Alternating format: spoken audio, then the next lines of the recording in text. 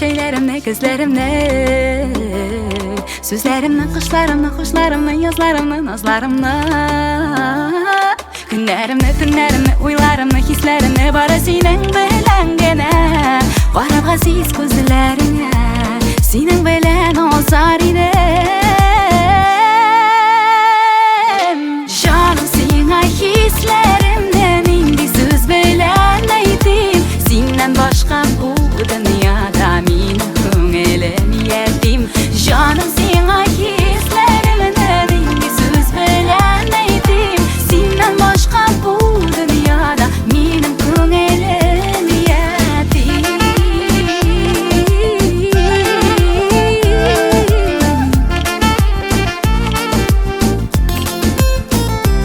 Yazın sulara nur atıp jayning dengizine shumib, ko'z yaprog'in qishtirdatib, senin bilan tilar edim keshin ko'zimni yumarga, tongda birga uyanirga, shoyararga, uylanirga, bor sirlarni bir siylarga, sorilirga, ilkalarga, suyu istab mezgillarga, bari sening bilangina.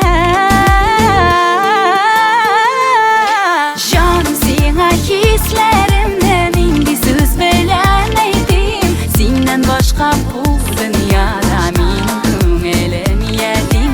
Canım sana hislerimden indi söz bilen aytayım, senden başka bu dünyada menin ko'nglim yetim.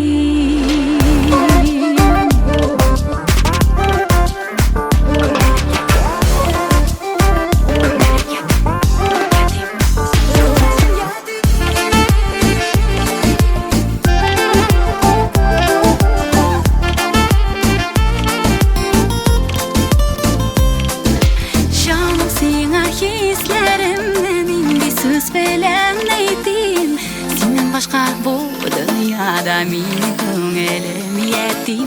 Canım sana